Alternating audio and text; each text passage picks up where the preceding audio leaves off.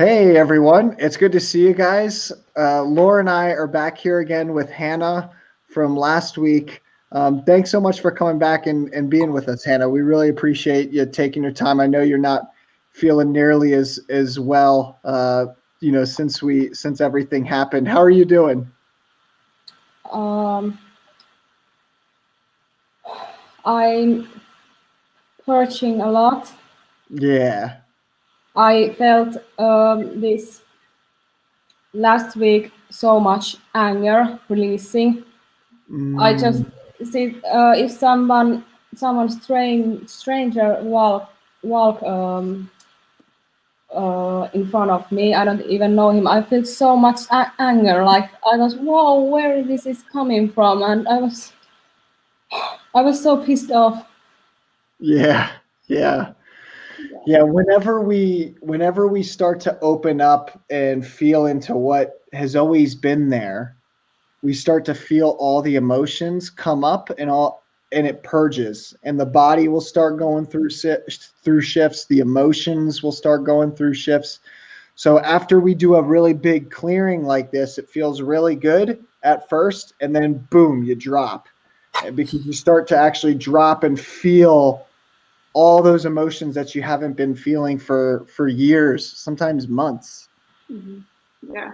And Yes. because anger was quite a big thing that we cleared last week with you, right? Because when we had the thing with you, Jared, and like talking and you getting angry about the conflict, it was like that anger came through and you overshadowed it, but then there's still more and it has to come out and go somewhere.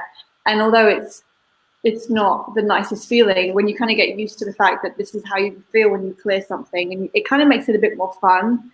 Like I understand, I've done that before. I get really angry at someone, like they walk in front of me or something, and I just think, oh my God, I could actually kill someone right now.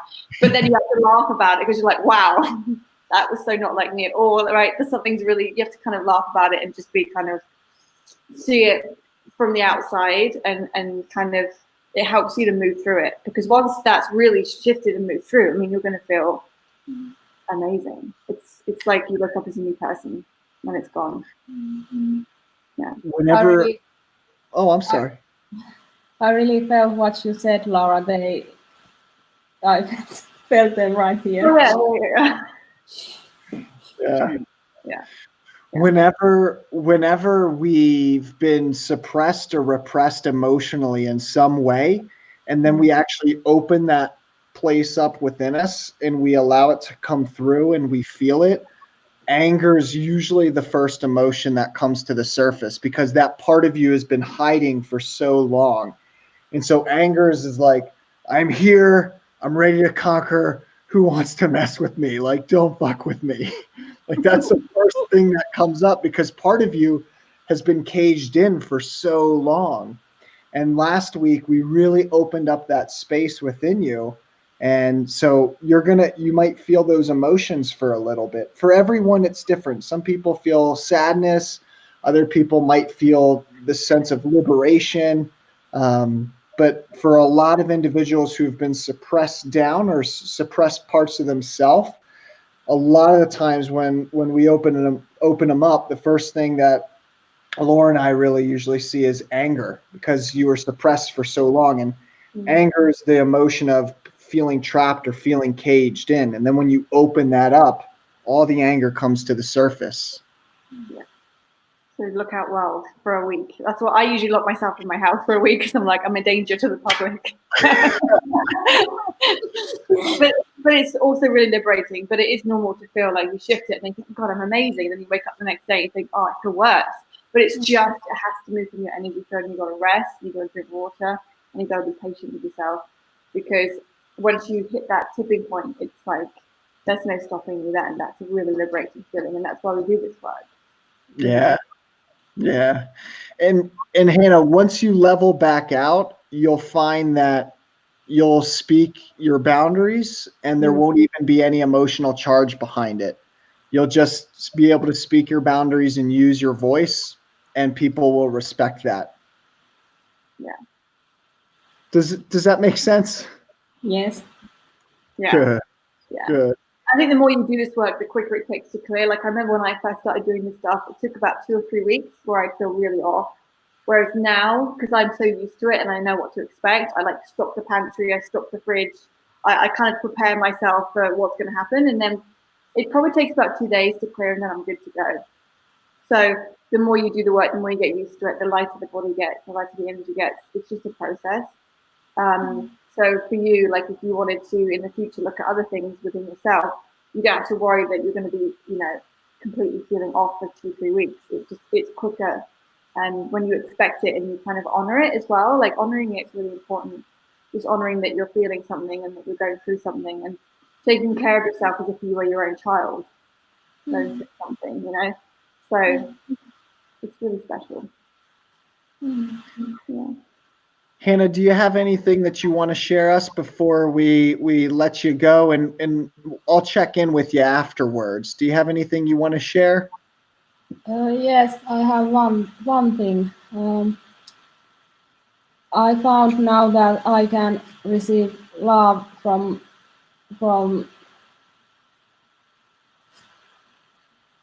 whole different space, and that's pretty amazing. Yeah. Yeah. Yeah. There's safety.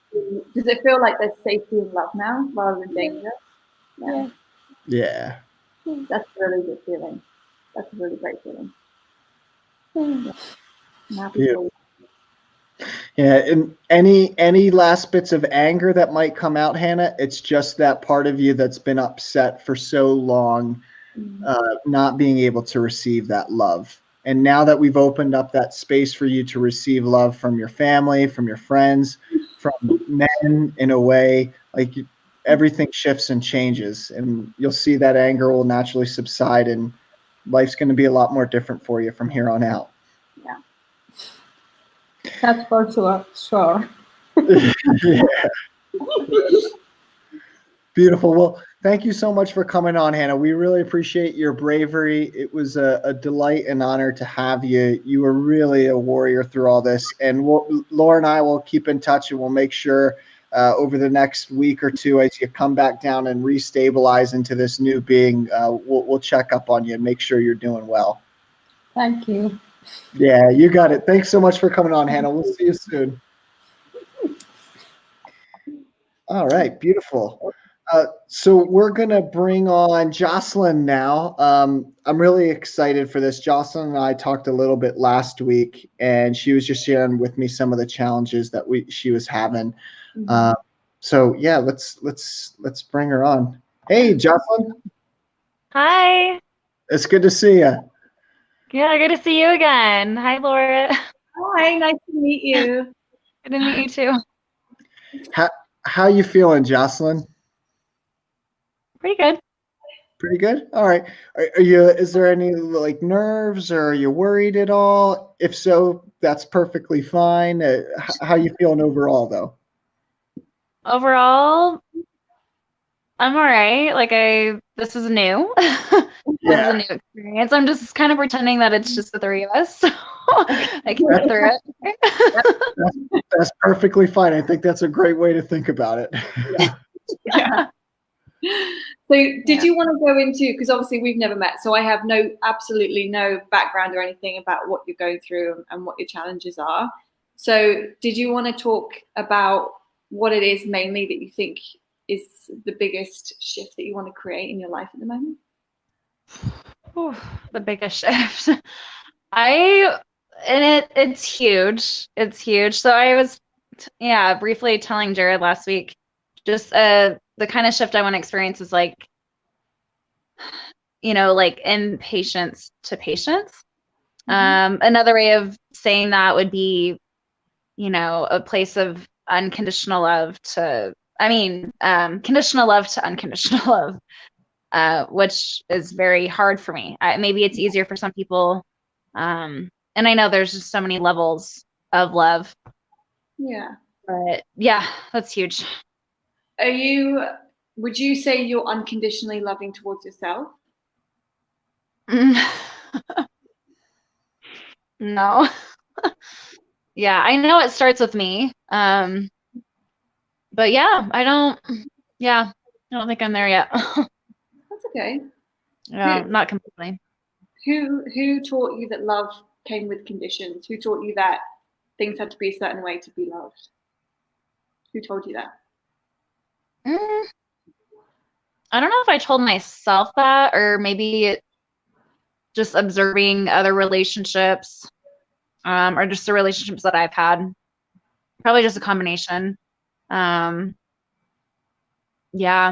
and so yeah, like in the family, home.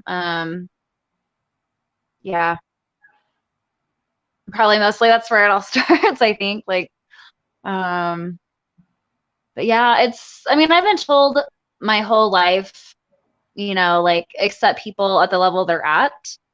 But I feel like that's kind of hard to do. Yeah. Yeah. Yeah.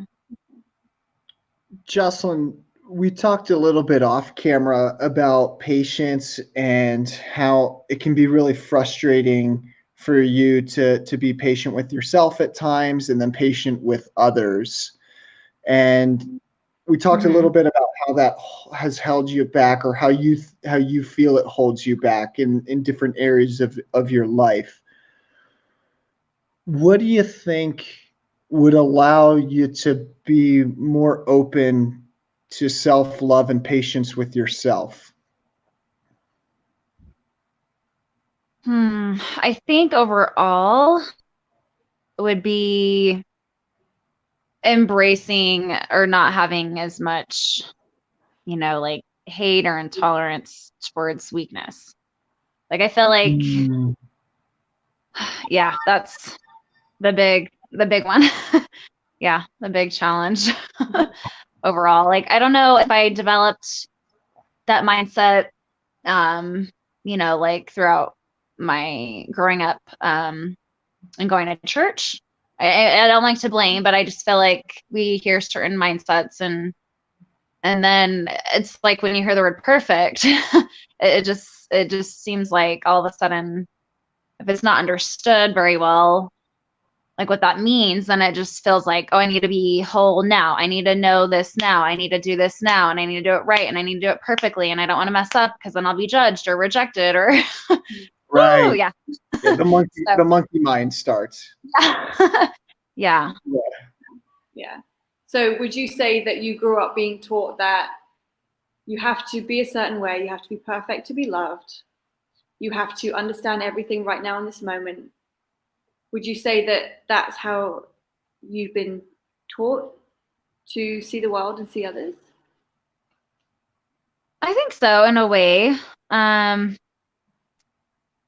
Yeah, I mean, I feel like a lot of it is my own thinking. I mean, because I mean, I've just had like, like both voices, right? Like the one, like, growing up, just accept yourself where you're at to overcome better, and then accept other people where they're at to love them. But then I also have this other voice that in my head that's just like, but they're not measuring up, so, or they're like falling short, or they haven't changed yet. And so it's hard to, or I haven't changed yet, so it's hard to have that unconditional love. Jocelyn, one of the things that I'm seeing here is it's like one voice is saying, be accepting of everyone and love everyone where they're at and love you yourself where you're at, but at the same time, be better. You better. It's like, how do you rationalize those two in your mind? How do I rationalize the two? Yeah. It's more of a rhetorical question. Like, how do you rationalize that? Like, love people where they're at and love yourself where you're at, but at the same time, you can be better and be better. Yeah. It's like those two ideas seem to kind of butt heads to me. Yeah. It's but you're not, there's so many people out there with the same same sort of idea as you, because what happens, like, this is the reason that Jared and I do this work, is that it doesn't matter how much you try and change your mindset sometimes, or try and be positive, or try and, you know, we call it the monkey mind. It doesn't matter how many times we try and focus on people's good things. If our energy field is saying the opposite, that's always going to pull us back to those original thoughts. But when we clear the energy field of those beliefs, then you won't need to be in your head so much trying to control and think, okay, don't judge that person, let that person be where they are, that person's okay is where they are, because it's two separate, like Jared was saying, it's two separate beliefs, and the mind and then the energy field, it's a separate thing.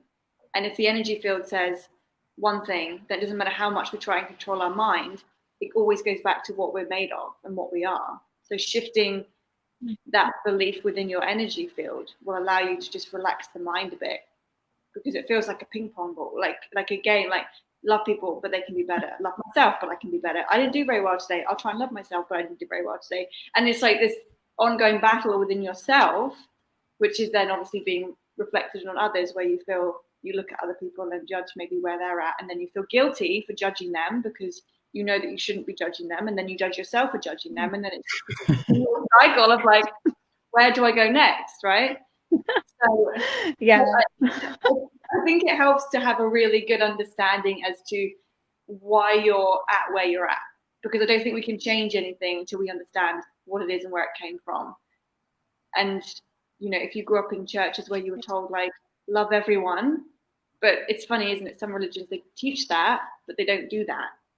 That's the difference. They separate people sometimes, and they say love everyone, but only if they're part of the religion. So it's false teaching sometimes. So that creates that ping pong line. So if you understand why you are at where you're at, then you can start loving yourself where you're at, because you have understanding and compassion for yourself. I think that's really important. Definitely. Yeah. It's huge. Yeah. Self-acceptance, like, or self-compassion. Yeah. Yeah. Loving yourself just where you're at. Nothing's wrong. Yeah. I don't know. There might be a concern of like, if I accept myself completely where I'm at, then I'll settle, or I won't change as quickly, or if I do that, give that gift to someone else, then it's almost like I'm just saying like, you know what, I'll just let you, I'll be okay if you don't change, or or I'm settling, or I'm like accepting something, I don't know, I guess unhealthy in a relationship. But I just feel like also too, expecting that change quicker can create an unhealthy relationship as well. So I feel like it's like a constant conflict of loving and versus not loving someone, like loving versus like controlling, like those two I feel like are opposing forces. And it's sometimes I want to choose like, God, if I love, then I'm letting that control go, or I'm letting myself go too much, or I'm letting that person go too much, or I don't know. So there might be a little fear there, which yeah. Jocelyn, before we go a little bit deeper, is there some place where you could put down the camera? I just want to be able to see your whole face. I can only see half of it. Okay, sure. Sorry. I noticed that too, but I wasn't sure how to do it. I don't have like a little stand, so okay. Is that better? Can you flip it landscape so that we can see all of your? Oh. Yeah. Oh wait, no, it's upside down. Yeah, that's okay. We'll just keep it vertical then. Yeah. If you've got the phone on lock screen, if you take it off lock screen, it will flip. That's okay. Yeah, that's okay. It might take a little bit to figure that one out. That's all right. No worries.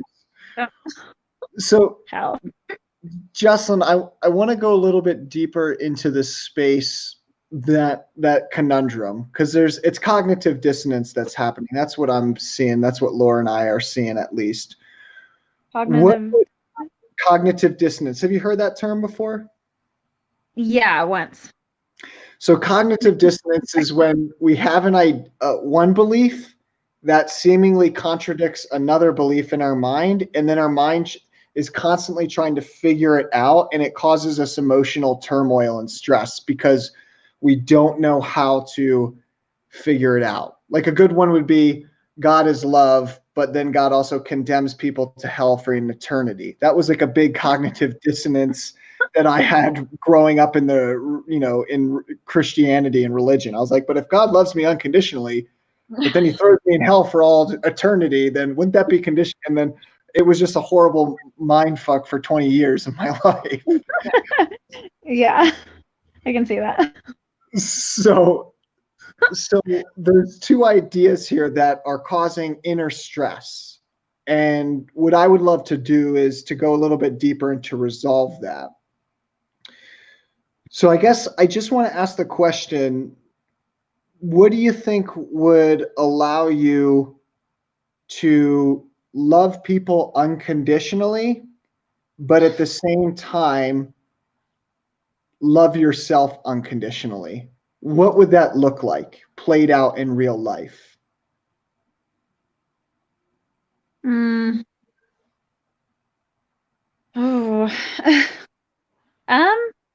to balance out both, like for myself and for another person, like showing up conditionally with love.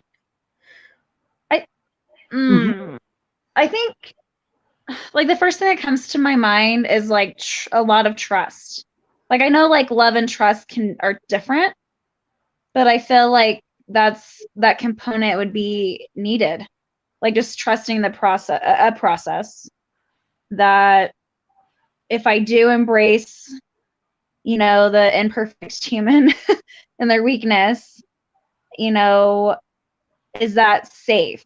Can I trust doing that? And then like hoping that I won't get hurt or they won't settle where they're at, or I won't settle where I'm at. So I guess just trusting that process. That's all I can think of. Right. Of change, like a positive change. Yeah. What would allow you to trust that process more? What do you have to learn? What would you have to change about maybe yourself? Maybe you have to adapt skill sets. What would allow you to trust that process more?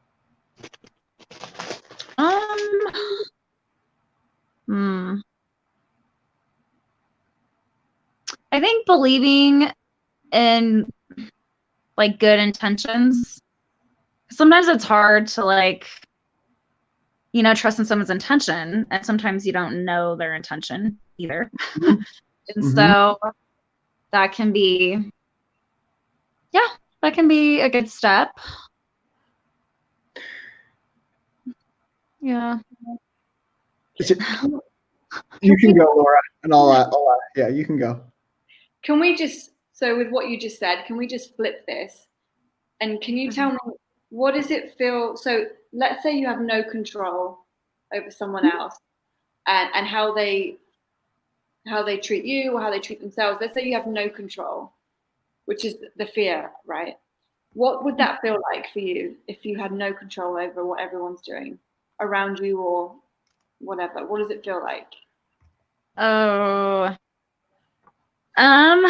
well, I feel like it would just, I don't know, be like uncomfortable, or at least for me, or chaotic. Like, okay. And so I feel like that control like is a safety piece. And so, it's like, oh, I don't want that person responding that way.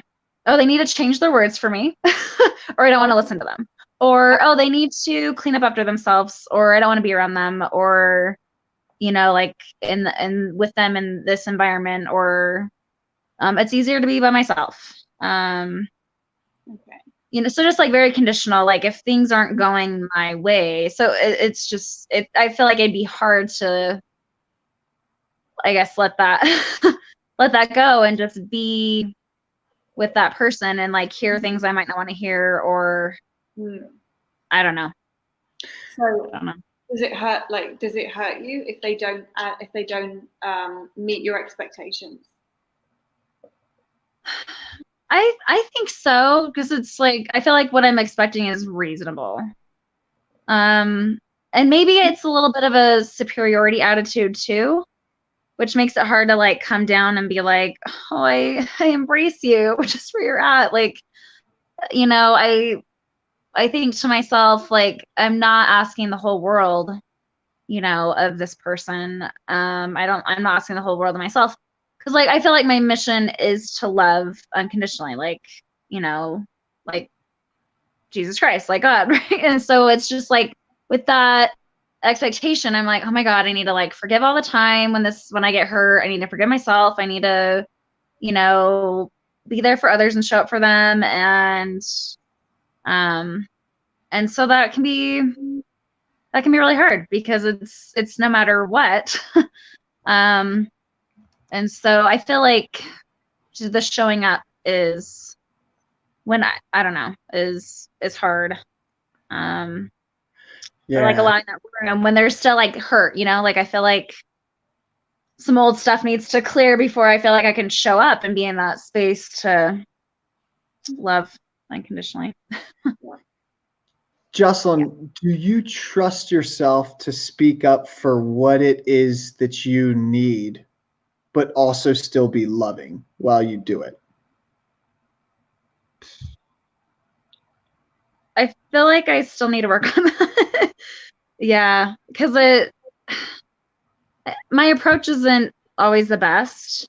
And I've been told by, you know, a couple people in my life, so one family member and then even one friend, but you know, that it's like walking on eggshells around me, and I don't like hearing that.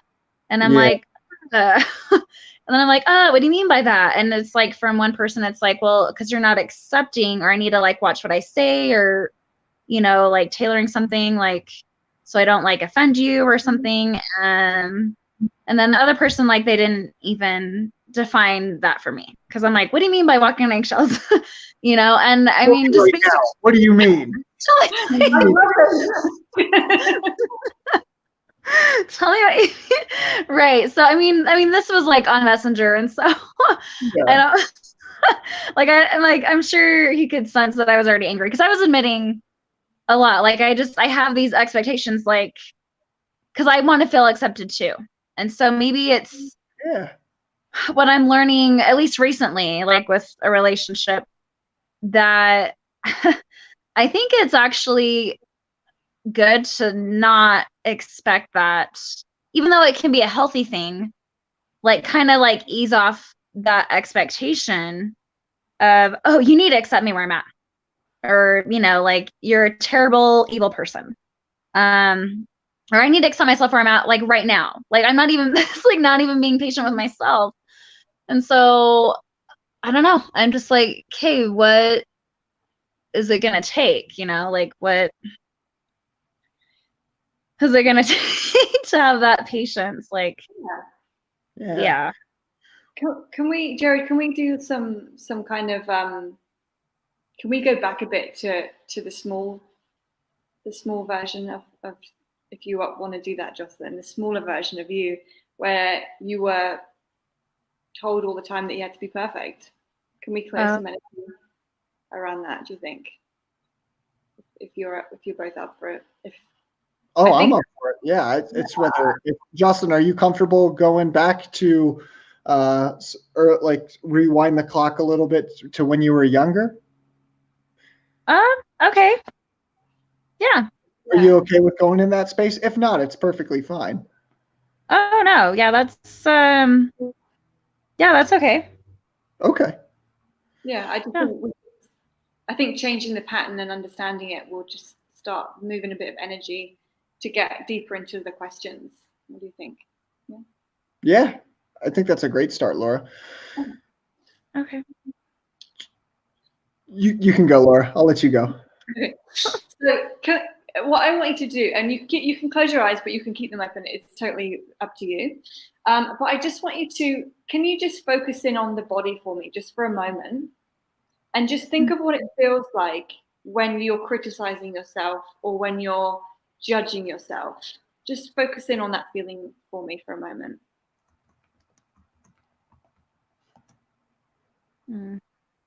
Okay. And where can you feel it in the body when you focus on that? Is it in the heart, the stomach, head? Where can you feel it? I think in my heart. Like, yeah, as soon as you ask, it's like, boom, like I feel like that's where it just, swells open.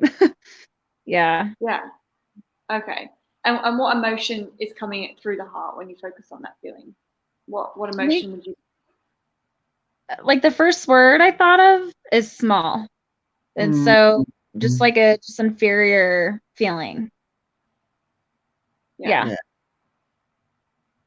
If you were to continue to focus on that feeling of being small or someone making you feel small and not good enough, where does your mind go? What's the earliest memory that you can think of that you were told that you needed to be small or that you weren't good enough? Where does your mind go?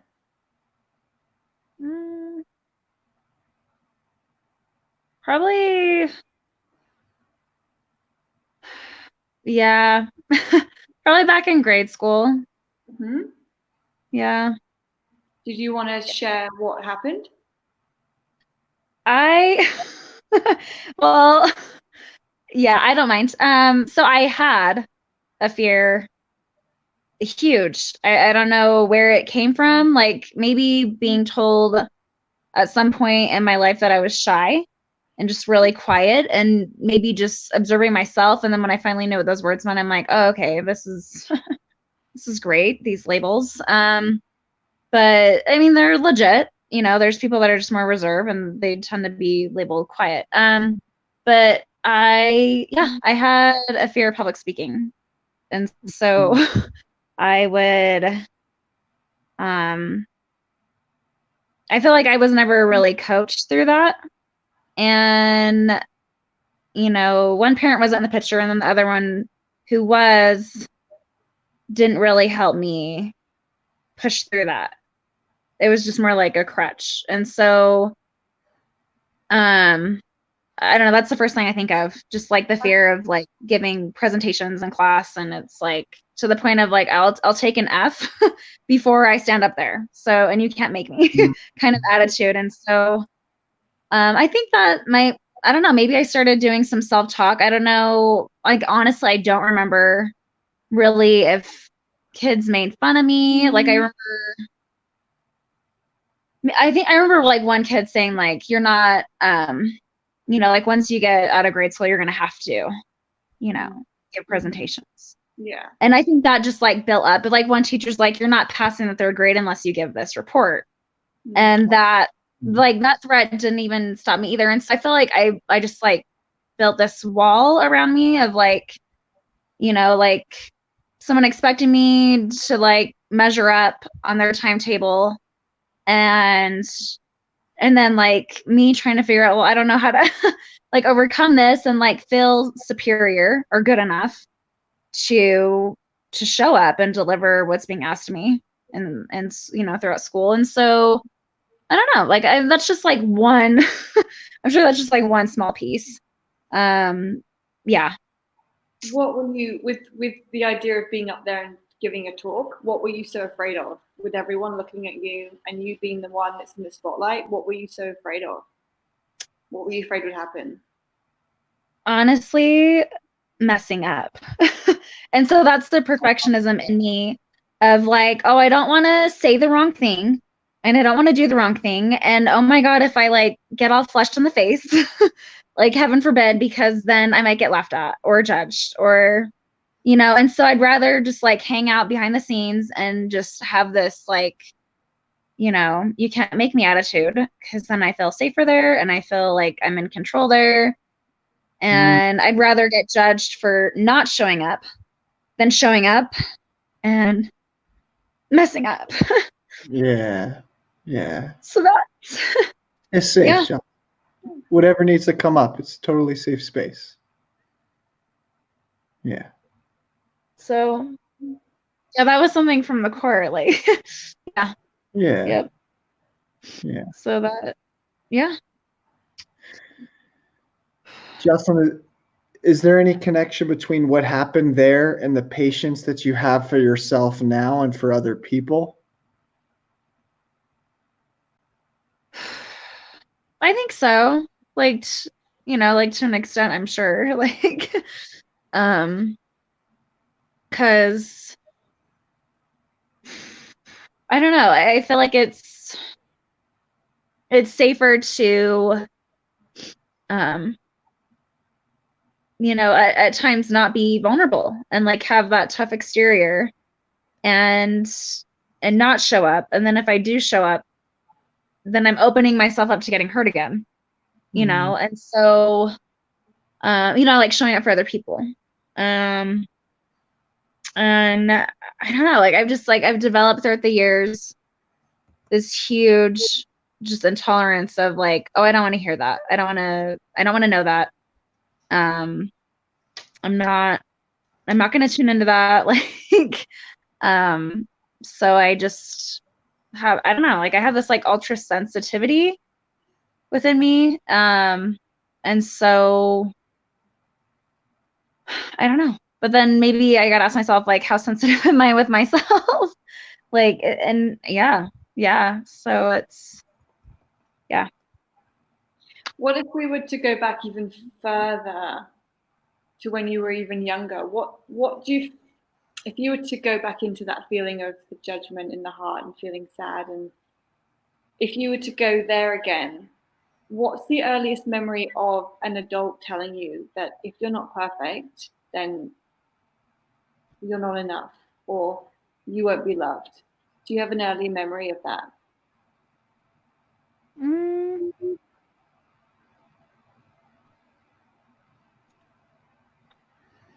We might have lost Jocelyn for a little bit there. I've got her. Oh, okay. Wow. No, okay, yeah. I'm thinking because I feel like I don't really remember someone telling me those words like that. Like, you're not good enough. So, or you need to be good enough, for me to like love you. Yeah. So I don't know. Maybe I'm sure it's somewhere in my subconscious brain. I was like listening to a podcast earlier because I listen to them every day, and they were talking about like the subconscious mind a little bit, and I'm just like, oh. And I remember like getting so mad, and I'm like, what the F is in my subconscious brain? Like, I just and I didn't filter it, but I'm just filtering here. But I was so frustrated. And I'm like, God, I want to like just open it up and like figure out what's in there. Cause like, I'm sure I'm holding on to something that is affecting how I, treat myself and treat others.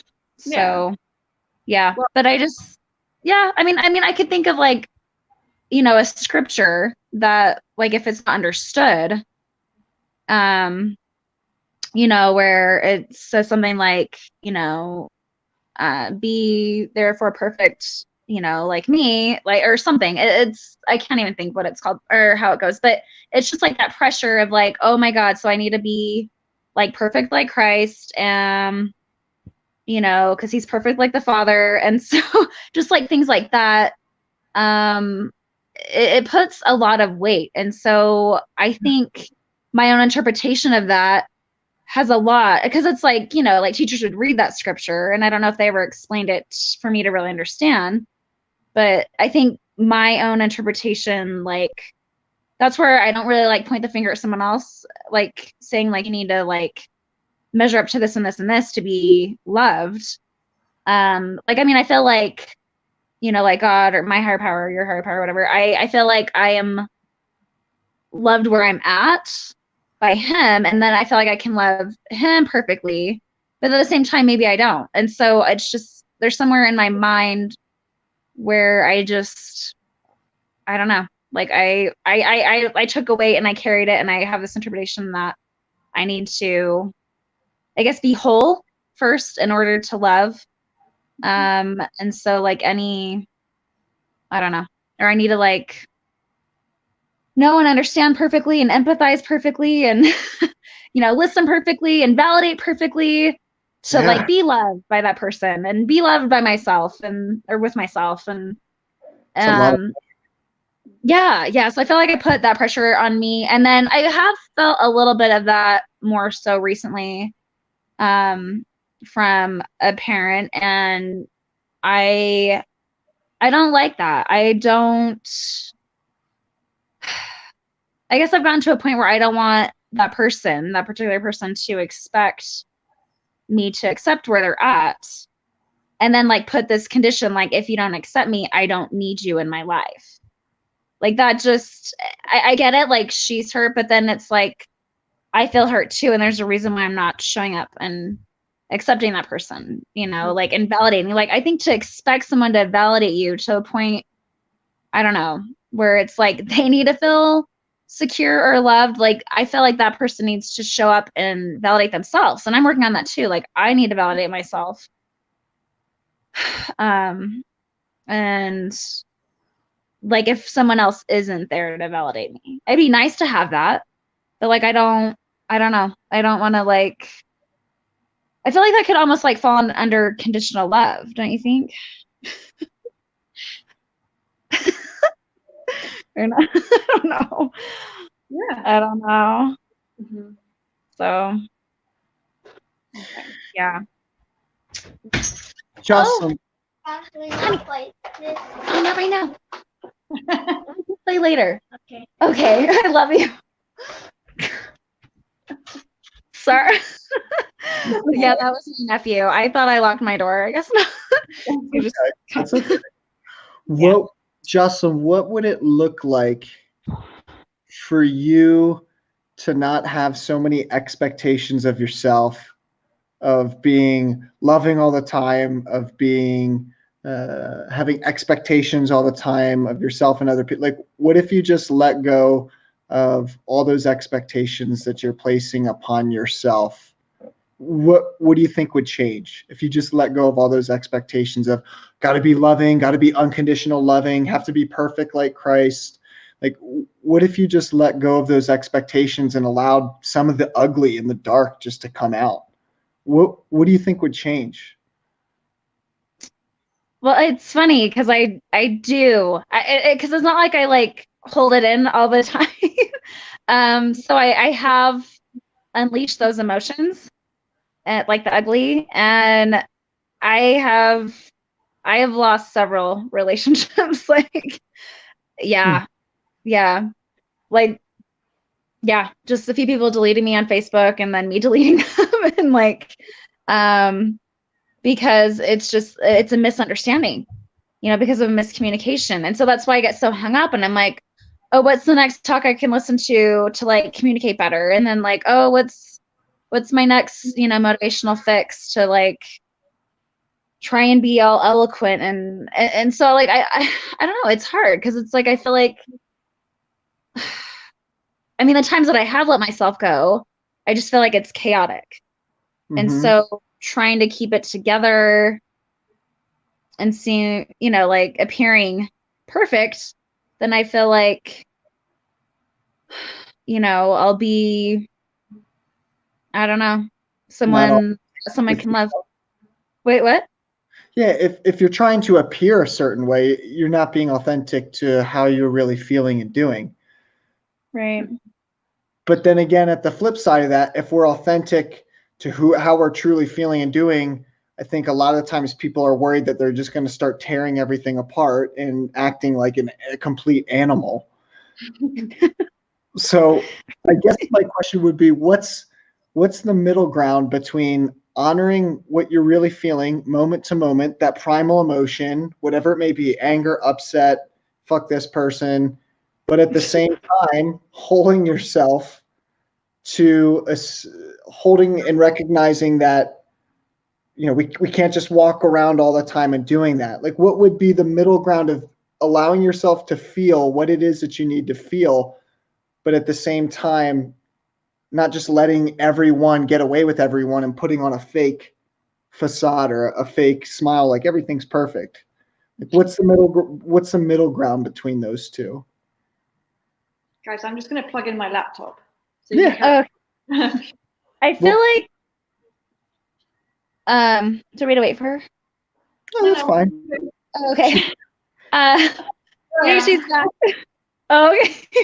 I feel like the first thing that came to my mind is feeling comfortable in my own skin. Yeah. So like if someone judges me, just be like, you know what, that's on them. Because I've told myself before, oh, as long as I don't pick up that weight that they're throwing at me, which I mean is like symbolic, right? It's just all symbolic.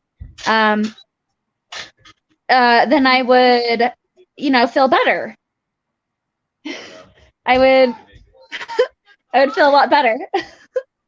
So yeah. If I don't because the phrase, oh, like don't get too upset, don't get mad because then you're giving away your power. I feel like if I don't take on that judgment of someone else, like, oh, she's not being Christ-like, she's not Christian. Like I feel like that's a stab sometimes. With people that tend to be more religious. And so that's hard to hear because I've heard that from a certain family member and it bugs me. And then just being asked, oh, are you Christian? Like that even bugs me too. Cause then that's kind of, pointing the finger, like, I'm superior, cause like I have my stuff together right now and you don't because you're not, allowing this or that. And so it's just, it's hard. And so, and I'm just like, well, yeah, I do feel like I'm Christian, but that doesn't mean I'm going to be Christ-like all the time. And then hearing crap like, oh, well, you're just justifying, or you're just, and that is hard to hear too. And so that pressure just from outside family members, that doesn't help, because then it's like, when when you're put in that box, it's just like, yeah, you do need to step up. You do need to be more giving or thoughtful. And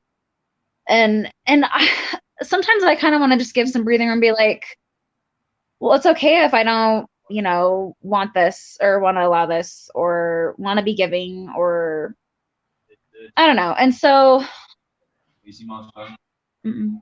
and so, so I just feel like, yeah, I mostly put the pressure on myself, but it's just, yeah, it's hard. It's hard to like be, put in a box by others too. And so, yeah, just not giving them that power to other people to judge me. I can be more comfortable in my own skin. Just getting back to that, I kind of went on a tangent, but yeah. I don't know how you guys feel about this, but I would love to just go really deep and do some kind of massive clearing on the timeline. I just want to. Yeah, go for it. If Jocelyn's open for it, that's fine. Yeah. You're right, because we can go. Jared and I can. Well, we can take you back to a further timeline and just wipe it clean, because it feels like it's a whole collective patterning. I don't know if you can feel it, Jared, but it's sort of, it needs to go deep. It's all. Yeah, it's all guilt energy, guilt and shame energy, and that's the heaviness and the, Jocelyn, you mentioned like wanting this breathing room. There's no breathing room when people are using guilt and shame, and it feels really heavy on the shoulders. Yeah. So how do you feel about Jared and I taking you back pretty far to a whole different place, different time, different life probably, and clearing some stuff out from the core subconscious? It's in the subconscious that you're talking about. That's why you feel like it's in here, but you can't get to it. Because what Jared and I can do is take you back to where that was planted and pluck it out of your system if you want to. Definitely. Yeah. So did you want to, because I'm going to get you to shut your eyes. So did you want to rest your phones? We want to still be able to see your face, obviously, but just are you comfortable where you're sitting? And Yeah. Yeah? Yeah. Mm-hmm. Okay. So do you want me to talk her in and then we'll ask the questions when we get to the live? Yeah? Okay. Okay. So let's just first of all call upon everyone's mind, Jared's and yours, angels and higher selves, guides and ascended masters, just to come down and surround you with the love and light. And we're just going to set the intention you're going to see what you need to see today in regards to the lineage of this energy. Okay, so just keeping your eyes closed for me, let's just take you into a safe place, okay? So can you just see yourself for me? Just create this beautiful rock pool for me. So just see yourself by the water, by the rocks, and just taking some deep breaths and just seeing yourself walking around that rock pool. See your feet going into the water. Just seeing your ankles go in. Maybe it goes up to your calves, maybe it goes up to your knees. But just find that really deep rock pool for me and just submerge yourself in it for a moment.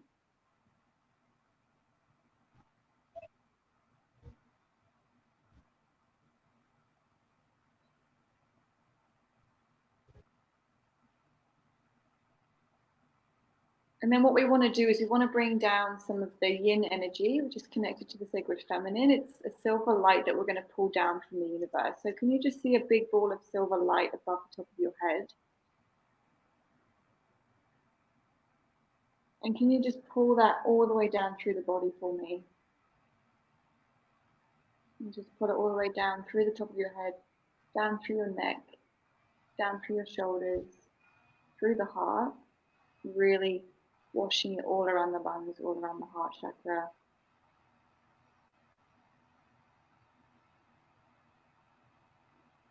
And then can you pull that all the way down through the stomach, through the hips and womb.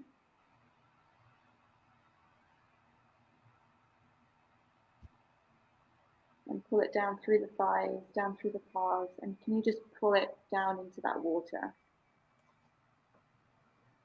So that little pool of water is going to be your sacred space today. Jared and I are going to use that to cleanse any energy that needs to be removed from your energy today. So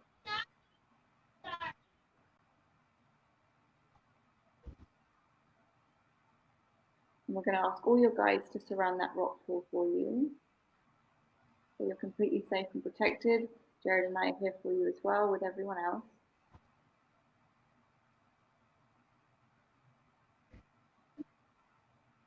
How do you feel right now? Are you okay? Yeah. Great. So just keeping your eyes closed for me, we're just going to take you through your Akashic library to understand where this timeline starts from. So can you just see a big silver door in front of you in that rock pool, right in front of you? Yeah. Okay, so you're just going to walk through that door for me when you're ready. It's going to take you through to your Akashic library. So you're going to be walking through into a library filled with shelves and shelves of books, thousands of lifetimes and stories that you've lived. Just exploring that library for me.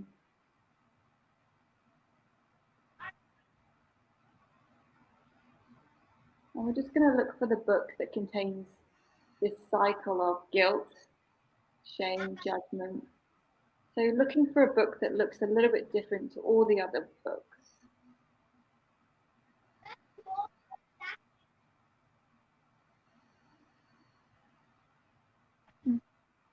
Okay. So you're going to pull that book off the shelf for us.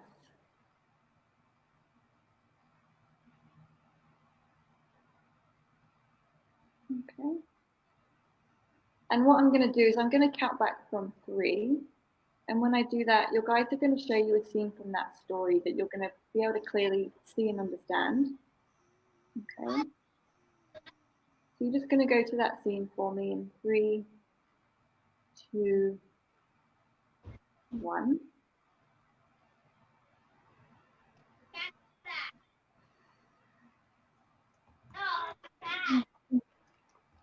And just tell us what you can see around you.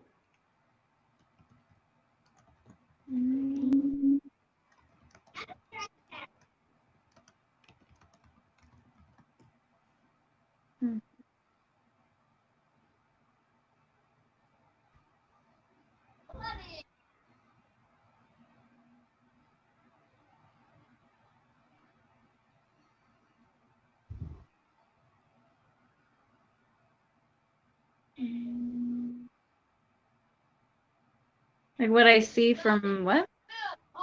What can you see right now around you? Where do you feel you are? Mm.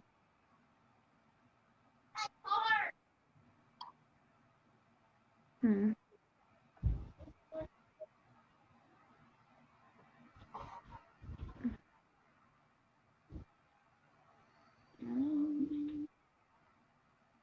I don't really see myself anywhere. Dropping into the heart. Yeah, it's more, Jocelyn, when you feel into that space in your solar plexus in your heart, you feel there's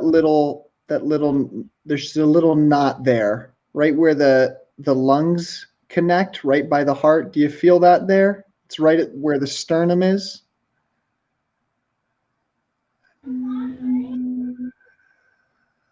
A knot? Yeah. Do you feel right there at the front of the sternum? Right where the two rib cages connect. Do you feel that space right there? Yeah. I just want you to fall into that space a little bit deeper and just place all of your focus and awareness on that center space right there right there in the sternum where the two rib cages meet. And I just want you to fall back into that space as much as you can. If you just imagine falling in that space. There we go. Yeah. And as you fall into that space, what do you start to feel? What do you start to experience as you fall deeper into that space right there?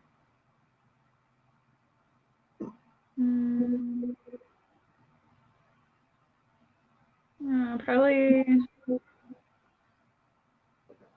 like the first word that comes to my mind is just tension. Okay, Yeah. so I'm like falling deep enough. Yeah, that's okay. I just want you to fall into that tension and you're totally safe. Just want you to fall into that tension. There we go. Yeah, and just falling more into that tension. You're completely safe as you fall into that space, Jocelyn. Just falling more into that space and that tension. Yeah, it's totally safe, whatever comes up. Totally safe. You're in safe space. Yeah, there we go. Yeah, what are you starting to feel? It's completely safe, Jocelyn.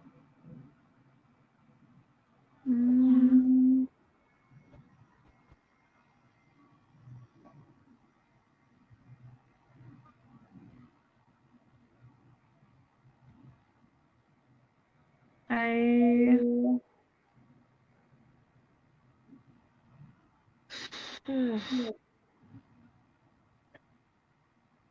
You can't do this wrong. There's no wrong answer. There's no what's coming to my mind right now is just like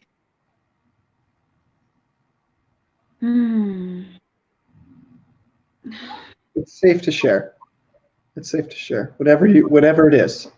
Whatever it is that you want to share. of yeah, like what's coming to my mind is just how I don't know, just how I guess uncomfortable I am with tension and like how comfortable I am with I don't know, like disconnecting and being alone because then I don't need to like I don't know show It's up, show safe. up or like I guess so I don't need to show up perfectly like because since that's still something that I put on my shoulders and so um yeah and then just not knowing how to like I guess deal with weakness or imperfection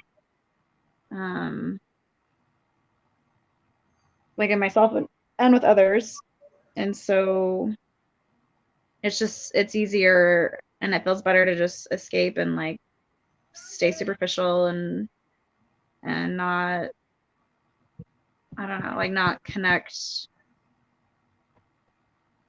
as deeply or authentically, you know, like letting down my guard, like being real, like, because it's like I value that, but then I don't always live that value. So it's, yeah, it just seems like that's like the pattern that's been really like ongoing for a really long time. I think probably, I don't know, like, I mean, I would guess like maybe since my teenage years, but I don't know. That's all I can think about. That's... So when we look at where that was put into your system, where that was put into your energy, Wait, what? do you want us to take you to where that was ingrained in you, where that was placed in your energy field?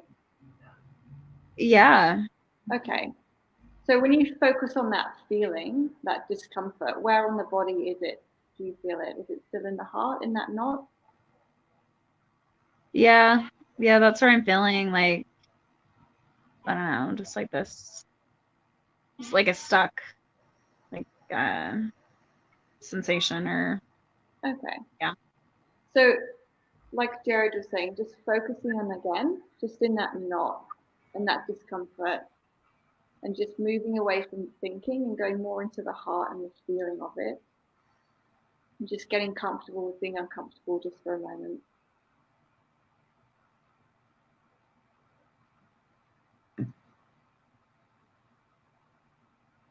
Okay, and just let your mind wander, let your heart wander.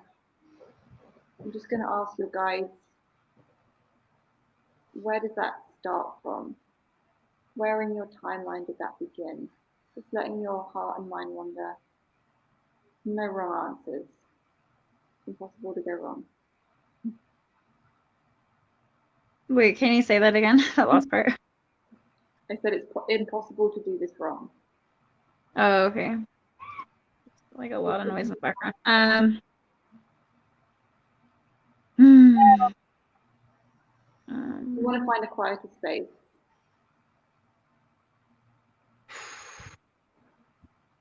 Yeah. Okay. It's safe to go into this, Jocelyn. And if you don't feel comfortable going into it right now, that's okay as well, too. Mm-hmm. Yeah. I don't mind. I just, there's like a lot of distraction like on my end, like that's, I don't know, like that's taking my attention, but How does it feel to have people around you doing what they're doing right now, stopping you from doing what you want to do right now? it's annoying. I think that's why the first word I thought of was tension, because like it's like I'm trying to like focus on what you're saying, but then I hear like my nephews with their dad in the background, and so it's like my background, and so yeah, it's just that Yeah. dividing the attention, and I get irritated too when I'm talking to someone and like their attention shifts or I need to repeat myself, and so it's just it's just like an annoyance within me because it's like I can't control it. I can't control what's going on out there. What could you do if that really annoys you and your body's sending up that signal? What could you do in that moment to gain more control over the situation? Is there something that you could do or say? Do you speak up for yourself when you feel that individuals are divided in their attention? I think so. Like I'm pretty good at being vocal. I just think sometimes it's my approach. I can, like, I've even called it for myself, like, oh, I think I came across too strong. Like I asked, you know, like the same question a few times, or I, you know, like if I'm upset, like it's like, are you listening to me? Like, are you, um, you know, and so I think I give myself a hard time too when I'm not listening, and yeah, I just I find fault with that. Like it's so easy for me to find fault. with little things like that. Like if someone's not listening or if I'm not listening to someone. But I've also done a really good job tuning people out. And then I also have a really, really strong conviction of, it's a gift to listen, and I don't have to listen. And then like with that, it's coupled with, it's my right to not listen, to care.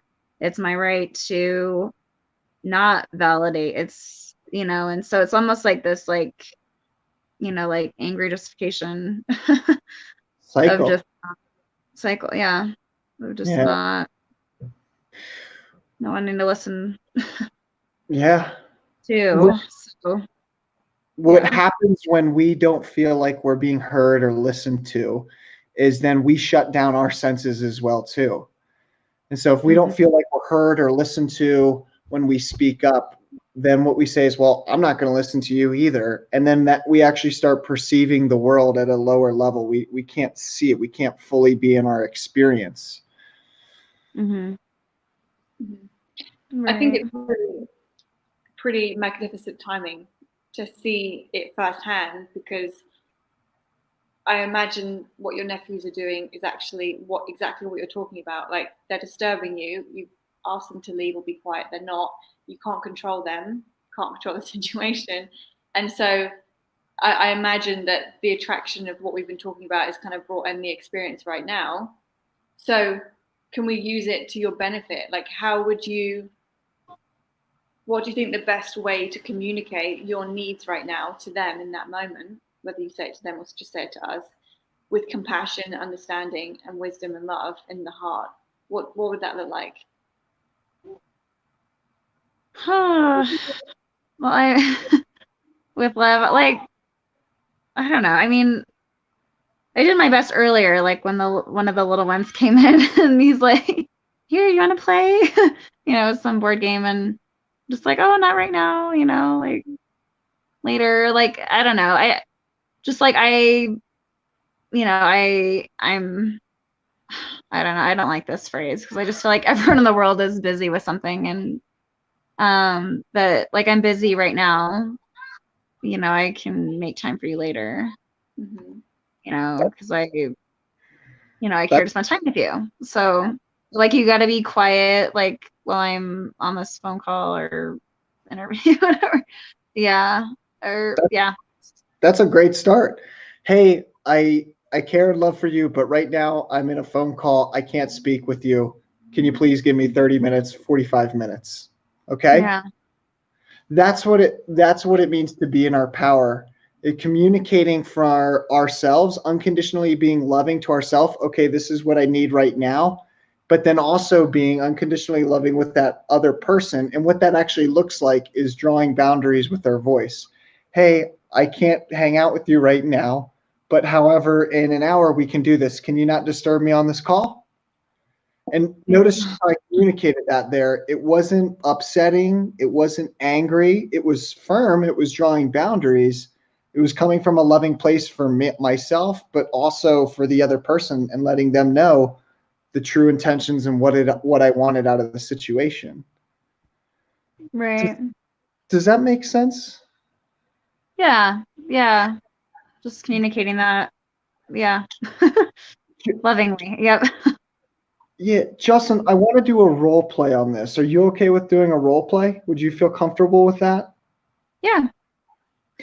What's one situation where, because the domineering theme of tonight is how can I communicate my boundaries, being loving with myself and saying, nope, you can't do that, while at the same time not coming across as too firm or stern with other people, right? I feel like that's been pretty much the domineering theme. Mm-hmm. Is there some situation in your life, we go to a specific event or a specific example where that's a challenge for you right now to communicate in a way that honors your boundaries and honors where you're at, but also honors the other person? Is there a specific situation that you'd feel comfortable sharing?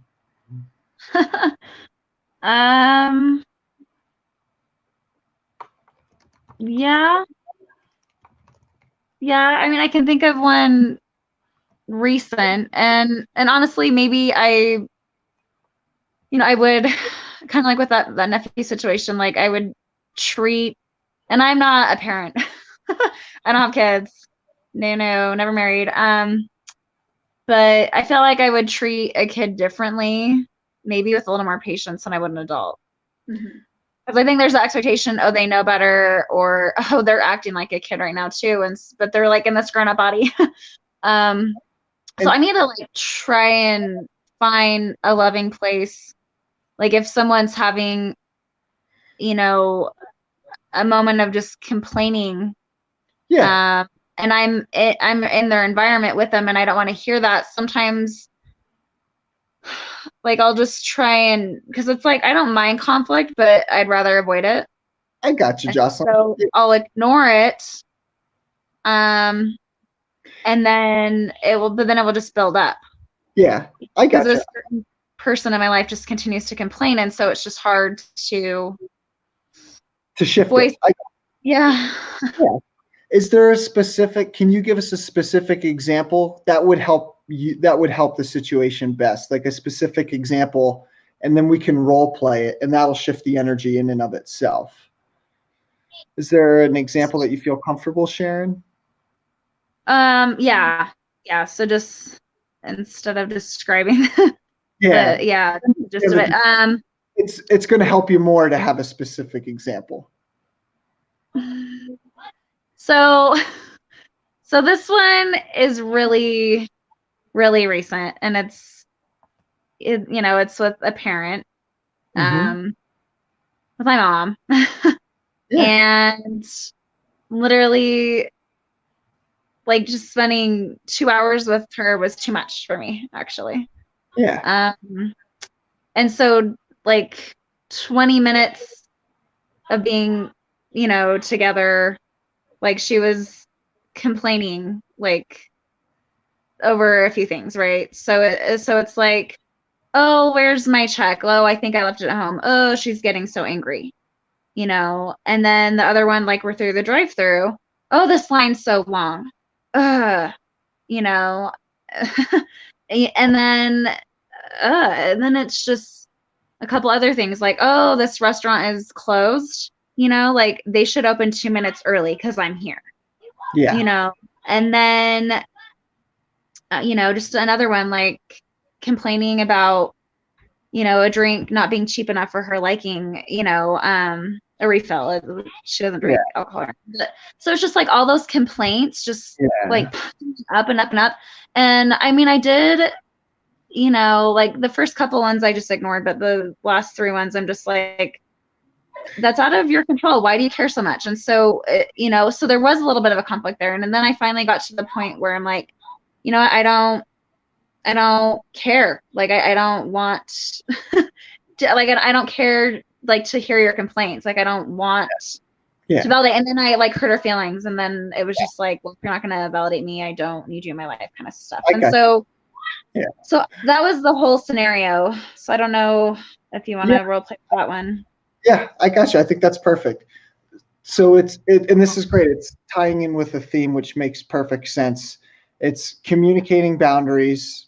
Your mom's complaining a lot, and it weighs you. It weighs on you heavily, and it's communicating boundaries. Hey, mom, I love you, but you complain all the time. No one wants to be around that. And finding the middle space to communicate that, the middle ground to be able to communicate that without her getting triggered or hurt, right? Yeah, finding the words. Yeah, the right words. Finding the words and the voice. So let's just do a little bit of a role play and see if we can find the voice in that. Does that sound good to you? Yeah. Laura, are you okay with that? Yeah. Are you going to play the part of mum? Yeah. Well, we'll switch. Jocelyn, you'll be you. I'll be your mom, and we'll also switch as well too. And we'll play a role. And it'll just give you a different experience. Okay. Sound good? Okay. Mm-hmm. Yeah. All right. So let's. What's the situation that you want to go into where she's complaining a lot? A specific one. Out of all those complaints. We'll just do the refill one where she's complaining about the refill. How about that? Okay. Yeah. Right. Yeah. So I'm gonna play your mom and complain about the refill, and then you're gonna you're going to draw boundaries with it and communicate to her the best way that you know how that I don't want to hear your complaints. How does that sound? Sounds good. You ready? What's your mom's name so I can get the energy of it? Paula. Paula. Okay. All right. You might get triggered. And that's okay. All right. Okay. This refill's disgusting. I want to get a new drink. This is horrible. Jocelyn, why do they make drinks so bad? Oh, is your drink bad? My drink's horrible. Well, okay. Well, this works. This works. I mean, it was actually the price of the refill, but that, yeah.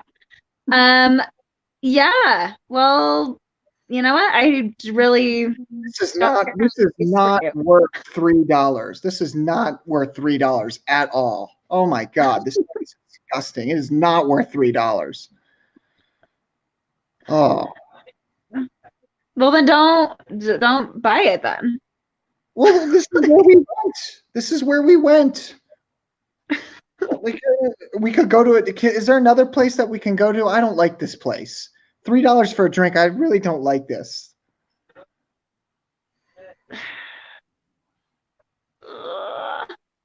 I don't care where you go. Why would I care where you, I don't know. It's hard to come from a loving place because it's like literally this just happened 2 days ago.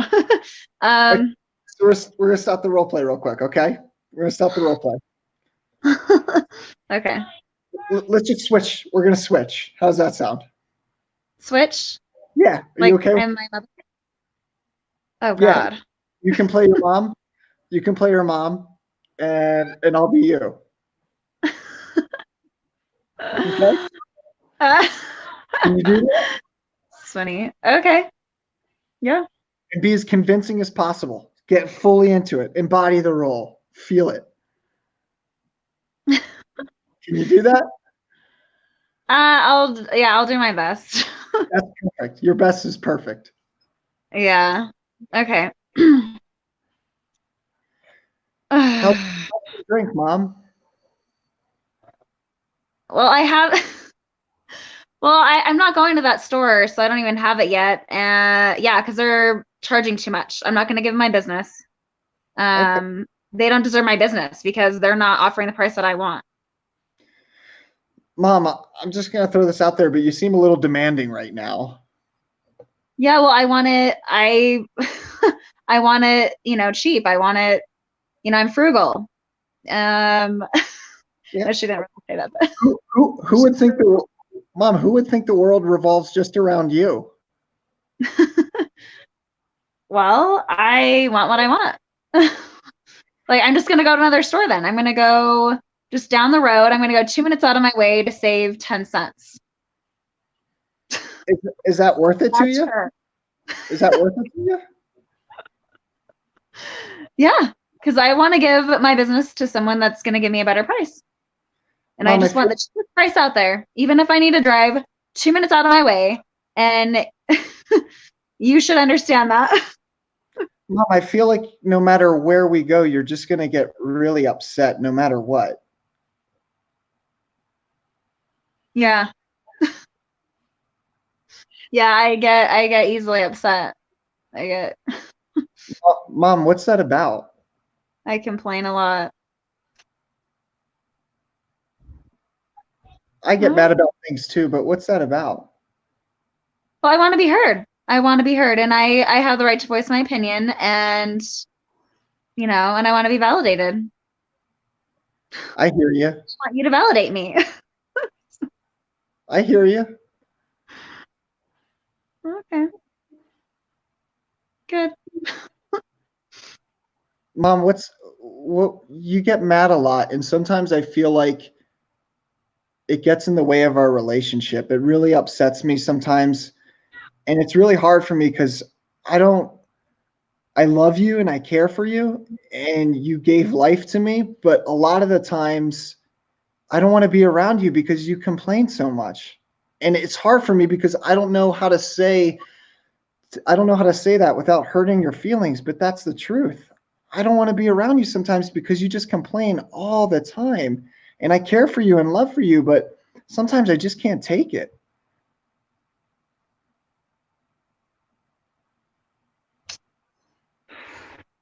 Yeah. What's coming up for you, Jocelyn?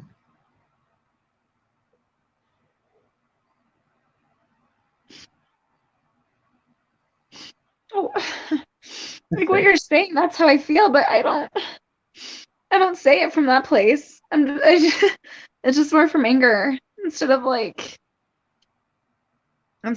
and it sounds so different. Like like deep down, like if I mean I can say it that way, but it's so much. It takes more effort. Love Yeah. takes effort. It does. It just takes effort to like share it like that, because Yeah. it's easier to be like, oh, I don't want to hear it. I don't want to hear that. Oh, it's another complaint. Oh, why do you complain so much? Like I Yeah. don't like, but it's just, I mean, but it's better, to say, yeah, say like honestly, like it's too much. And I feel like I have shared it like that sometimes, but then I feel like she shuts down. Like, oh, then I can't share how I think and feel around you at all then. And then I just won't. And then recently it's like, well, I just feel like I can't share my opinion with you anymore. Yeah. Because you just don't accept me where I'm at. And so it makes me, I don't know, it makes me wonder like how can I set that boundary then? Or like how, like if I'm not, because like I feel like the relationship's like emotionally bankrupt. Like that's why I feel like I can't, like, that I'm choosing not to come from a place, like I just don't feel like I'm able to. Like I know I can eventually, but like I don't feel like I'm able to show up and speak like that. What you did, because like that sounds a lot better. Yeah. But I like got. it's Yeah. hard. Yeah. Jocelyn, and there's no judgment coming from this at all. There's no judgment. There's no shame. There's no guilt. When did you give up on your mother and the connection, the love? When did you give up on that? Ooh. I I want to say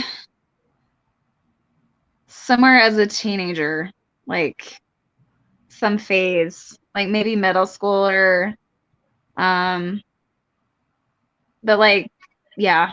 Like I would say like more so like 20, like yeah, young 20s, like 24ish, like um there's just, some things, like a couple issues that are just really run deep. And Yeah. so when I have felt that she hasn't showed up for me, like in times when I felt like I really needed her, or like including me in certain issues, or looking out for me, I don't know. It's one of those like, well, I don't want to show up for you. And Yeah. so that's kind of where a lot of the conditional Yeah. love comes from. Like, well, if you don't show up for me, I'm not going to show up for you. Or you didn't show up for me here when I really needed you. So I'm just going to hold that against you and just however long and not show up for you. Like when you complain over little things, like several little things. And Like, totally understandable too. Yeah, absolutely. If yeah, someone's not showing up for you in the relationship, why would you show? If they're not going to come 50%, why would you come 50%? yeah. Yeah. Yeah. Do you think that if that anger towards her or that resentment towards her was gone, do you think you'd be able to speak to her like Jared just spoke to you? Oh, yeah. Yeah. I really feel like I am capable. It's just like blockages,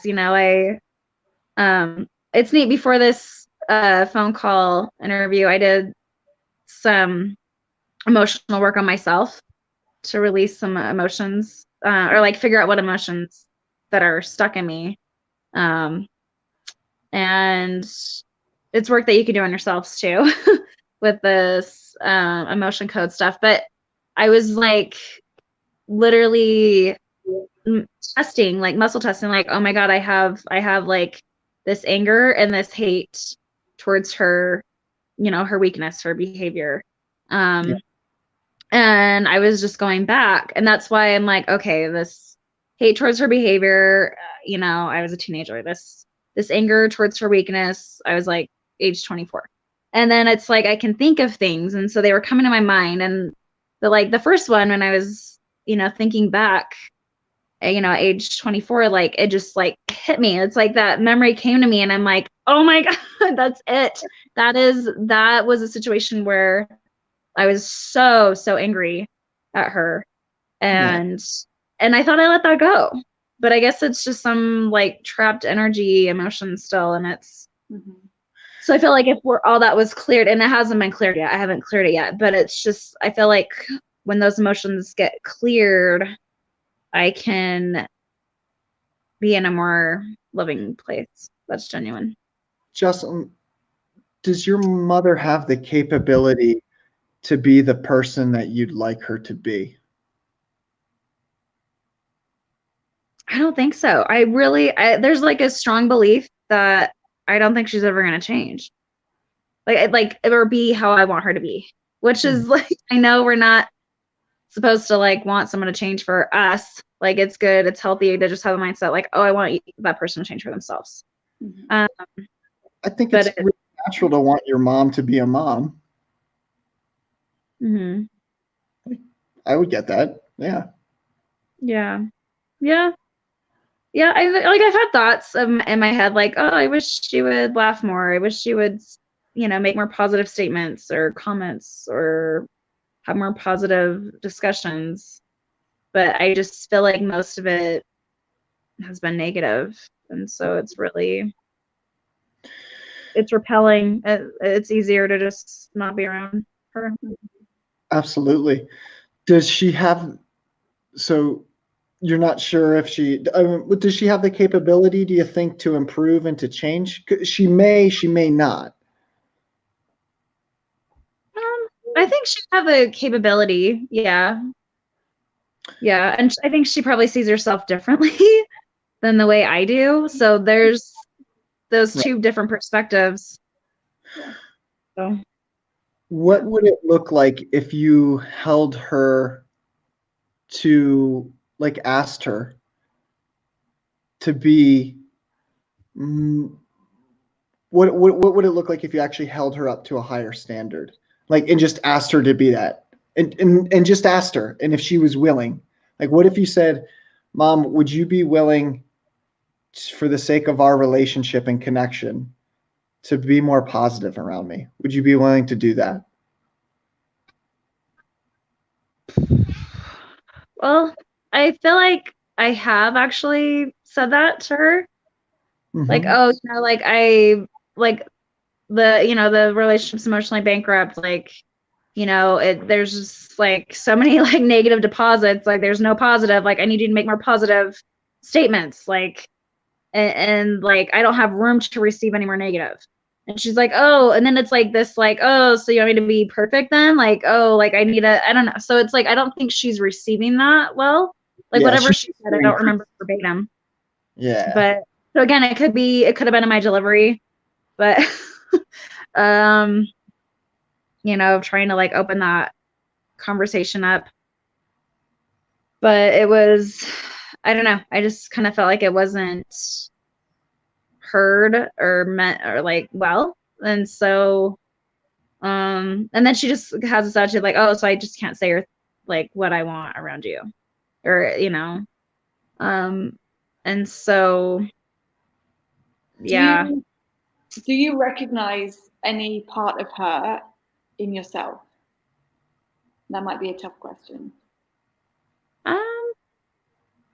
Have you ever had a little bit you what you've said to her? Wait, say that again. What? Have you ever had someone say to you what you say to her? Oh, like the comments of like, I need you to be more positive or laugh more.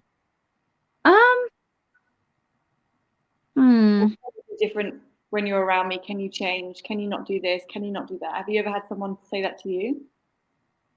Oh, Yeah. Yeah. In a Yeah. way. I mean, I'm just thinking of like past work relationships. What does it feel like when someone tells you that you need to change to make them feel better? What did it feel like? I get more resistant. Right. I do. I do. So yeah, it makes sense. Yeah. Why did you get like that? Is it that what they were saying was upsetting you, or was it the way they delivered the message, or did you feel misunderstood? Why did you get why did it frustrate you or upset you? Because I guess how I was being was reasonable for me. And then someone else is saying that is not reasonable. Right. It's so Do you think maybe when your mum complains about the 10 cents or complains, about the drink, do you think that that's for her reasonable? yeah. No. Yeah, it probably is. Yep. Right. So is there a way for you to just go at it from a place of compassion and just think, well, I don't agree, but I'm pretty sure that she really strongly believes in this 10 cents and saving this money or whatever it is at the time. Is there a way for you to go into a deeper space in your heart and have empathy? It doesn't mean you have to spend all your time with her, but it can mean that, wow, we have a very different opinion, but I understand that your opinion is valid to you, and so I'm not going to take that away from you, but I'm not going to be in that space all the time. What would that feel like? It's like a lot of work. Like a lot of like just like digging deep to like pull that up, like pull that energy up. Because like I feel like it's there, it's just buried. Like So I feel like that.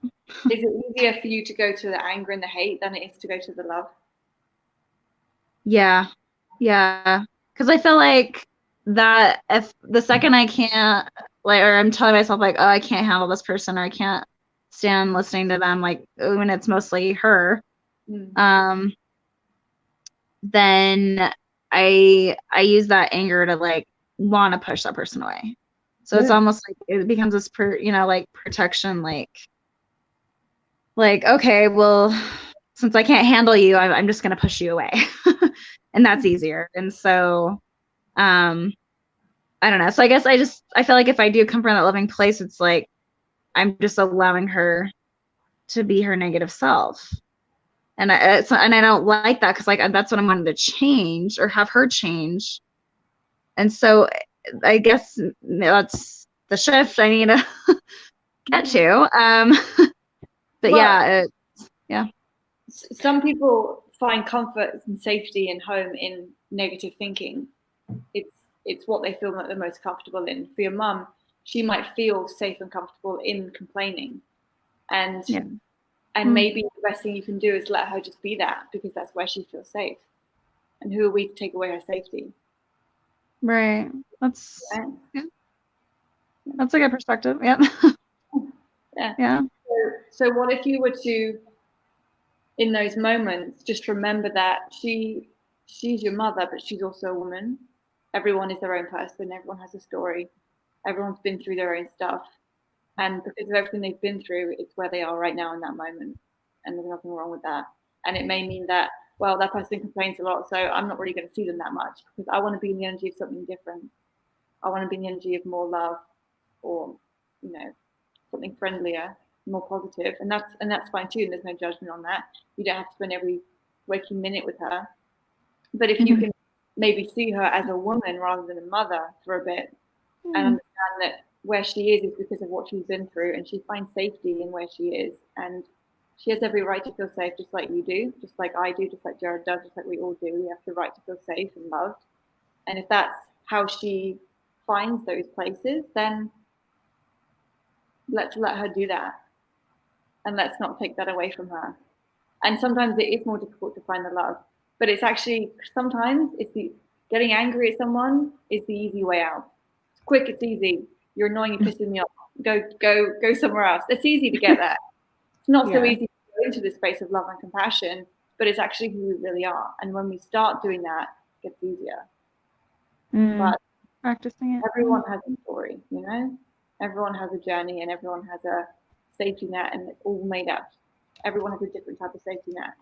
And we have to just meet people where they are and let them be who they are. And when you step into that compassion and wisdom, that union of self, that energy, you're going to find that you're going to be able to relax and sit back and remember that you have a story and that you've been through something and that you're okay being who you are because of what you've been through.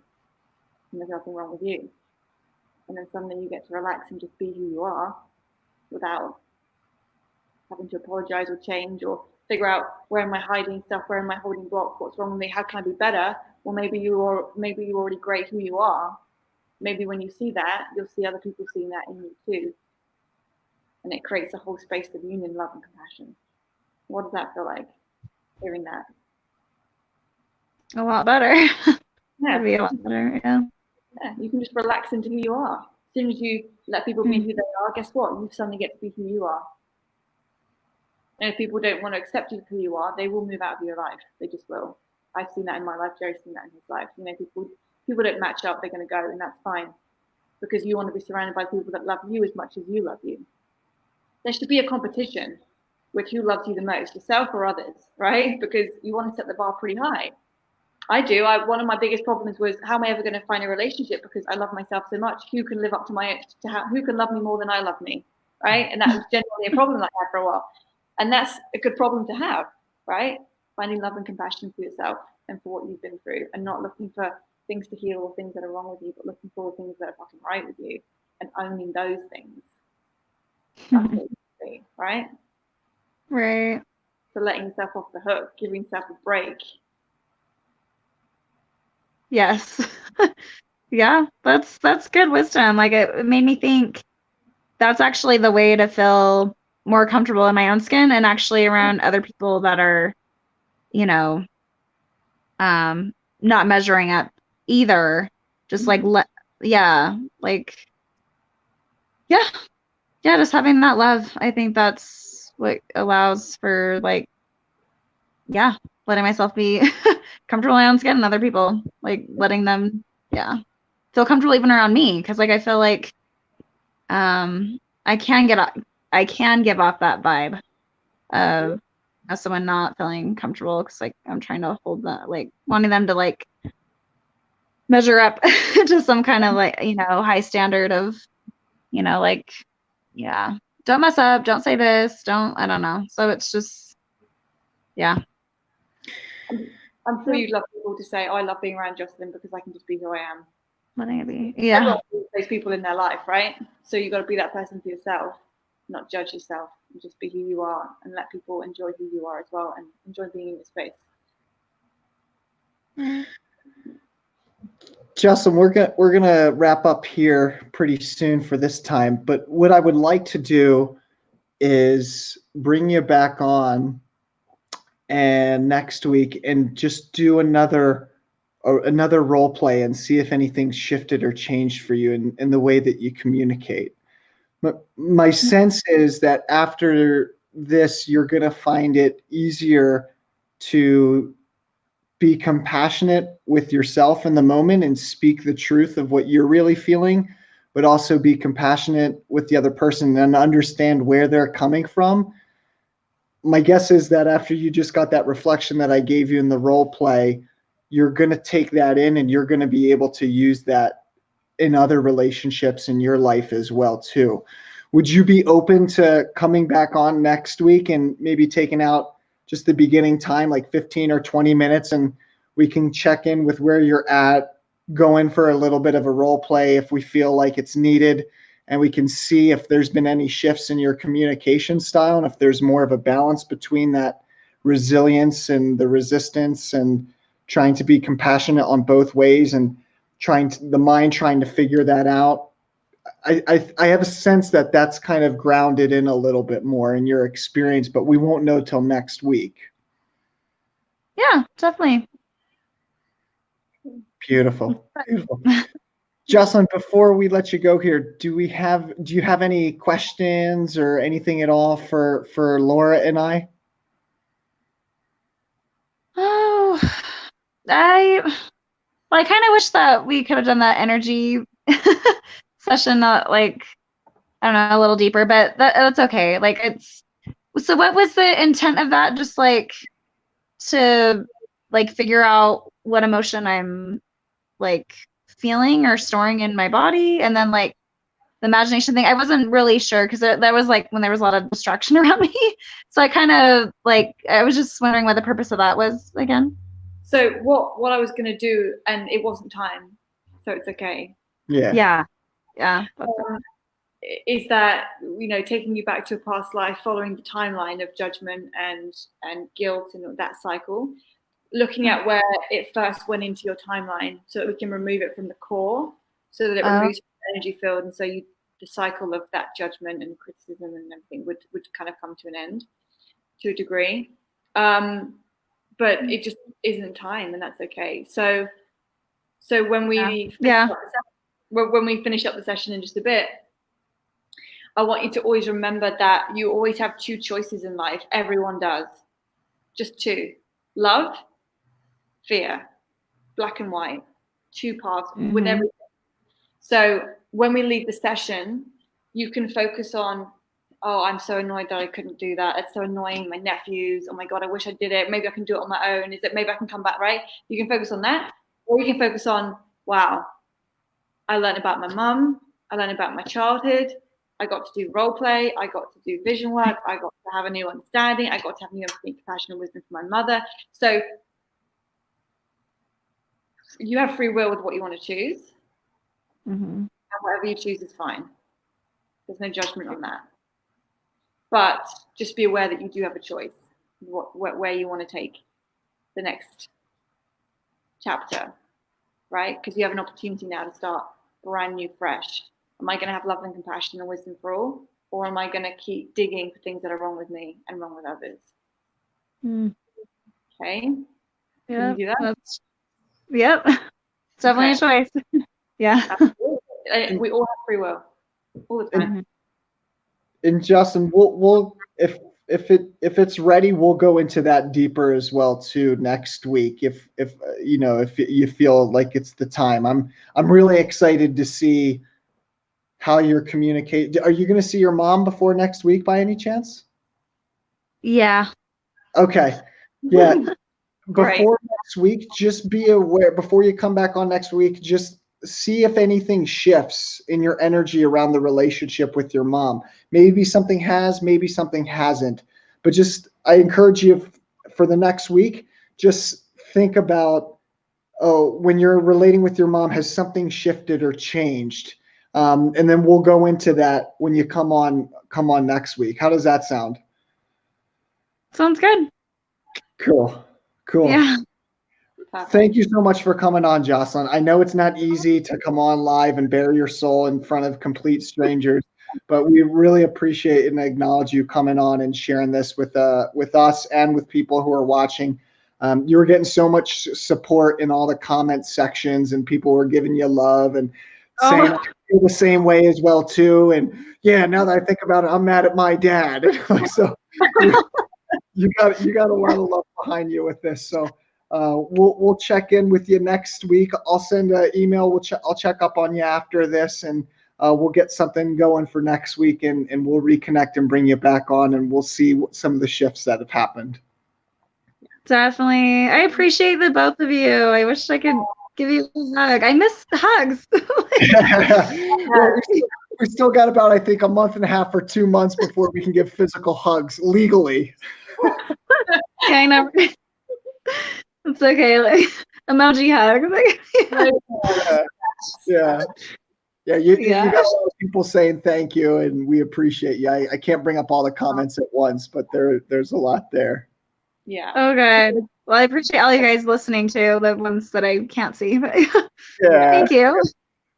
Thanks so much for coming on, Jocelyn. Laura and I will catch up with you later, and then we'll see you next week. Sound good? Sounds good. Well, see you guys. All Thanks right. again. Bye for now, Jocelyn. Beautiful. Oh. All right. Well, that was really good. That was the role play was really I was so impressed. Like she was able to do the role play. Most people have a hard time doing role plays. Yeah. No, she got into it, and that brought up loads of emotions for her, which was fantastic. Yeah. Yeah. I'm really excited to see how things will shift for her with her mom after this fully integrates. Yeah. I think just her experiencing and getting the reflection back is going to be really powerful. Yeah. 'Cause a lot of times that's all we need to see. Like sometimes we can tell people and that helps, but we need to see it in our experience and feel it and have the emotional experience. And that's why I love the role playing, because I think when you get those reflections back of, a lot of the times human beings want to be a certain way, but they just don't have the skills, or they've never been shown the reflection of how to show up that way with another person. And then it's amazing once you see a person show up in a way that you want to show up in your own life. It's like there's that energetic transmission and you can take it on, and suddenly you just start seeing yourself being that way out there in the world. And it's like, I don't even know how I did this. Yeah. I think everyone will treat you how they've been treated, and everyone will love you how they've been loved. And if we've like, for her, if she's never had the experience of what it's like for someone just to not judge and just let her be who she is, she'll be able to do that. But the truth is that she probably hasn't had anyone that's allowed her to just be who she is with what she's been through in her upbringing. So if she can kind of reparent herself and give herself that compassion and love, she's going to find it really easy to put that outwards, because it's like it's infectious. Love is It's infectious. almost like a virus. Yeah. Ironic, huh? It is. And it's wildfire. Emotional contagion. It's a real thing. It's a real thing. And I think a lot of the times when we don't have a reflection of someone who has been a certain way towards us emotionally, once we get that reflection back, all of a sudden we can do it. So I'm really excited. I'm really excited for her to come on next week and tell us about how the dynamics with her mom shifted, because there definitely will be shifting in her communication style, whether she's aware of that or not yet. And I'm excited too, because if we have time for it, which hopefully I think we could make time for it, would be to have her come back on and you can take her deeper into that space. Because I think after that little bit that you did, and then after the role playing I did, she'll be ready to go into that deeper space as well and actually clear the energy on a deeper level. Yeah. And I think because of everything we've cleared today, she'll find it different to go into that space, because when we're in a position where we judge ourselves a lot or we think we're always wrong, when you try and take someone into a past life regression, if they can't see anything immediately, which is for most people they can't, when I take someone under, it takes a bit of time for them to see it. Yeah. If they can't see it immediately, they sometimes go into their head and start judging themselves and doing it wrong, getting frustrated, and then it blocks it. And that was exactly what was happening. Yeah. And then of course that manifests physically outwards, which was the nephews coming in and being like, right. So it's our own frustration being shown to us, right, from outwards. So if she can release some of the judgment on herself and go into a place of compassion for herself, then we'll be able to take her back without there being any judgment on whether she can do it or she can't. Yeah. And I think that's why I'm really excited. I think that's why the role play was perfect too, because she got to experience compassion in the relationship that neither of them had the capability to be compassionate with one another. They had already both disconnected. And so it'll be great to see that, and then how that affects the deeper inner work as well too. Yeah. Beautiful. Well, everyone, thank you so much for joining. We appreciate everyone coming on. If you guys want to sign up for live coaching, there's a link in the YouTube description box. Also, I'm posting a link in the comment section, so just click the link there and you can sign up. Laura and I will be doing live coaching twice a week now, I think we said. Yeah, we'll be going into it. It's been so popular. We've got to make space. Yeah, exactly. People want it. So If you guys want to sign up for that, just check out the link in the comment section or in the YouTube description box. You can click that and you'll see the sign up, and you can pick a time there. Right, the sign up is right in the middle of the page, so just scroll down and look for that. And we'll be going live. So we have an interview coming up in, about 12 hours, I guess. So 12 hours from now, 10 a.m. Eastern time, we'll have an interview with Ray Maori. Ray Maori is a coach and healer, and he does pranic living. And so he teaches people, he runs workshops on how to do, pranic healing, how to live just on the air alone. He's a breatharian. So sometimes he doesn't even have food for days, months on end. So we're going to get his perspective, his deeper energetic perspective of life and a healthier way of living, which I'm excited to go into. That's going to be on Friday at 10 a.m. Eastern time. So tomorrow, about 13 hours from now. Yeah. Yeah, I'm excited. That's going to be really cool. Yeah, that will be really cool. I'm excited to get his perspective. He's doing some cool stuff in the world, and he's also running some cool pranic living workshops. So we'll see what that's about. Yeah. Beautiful. Well, thanks so much for joining, you guys. That's all I got for now. Laura, do you want to share anything? No, just remembering the last message that I was saying to Jocelyn about just loving everyone where they're at, having compassion for them and for yourselves. Remembering that every single person has a story and a journey that we know nothing about. And if we judge them, we're only judging ourselves.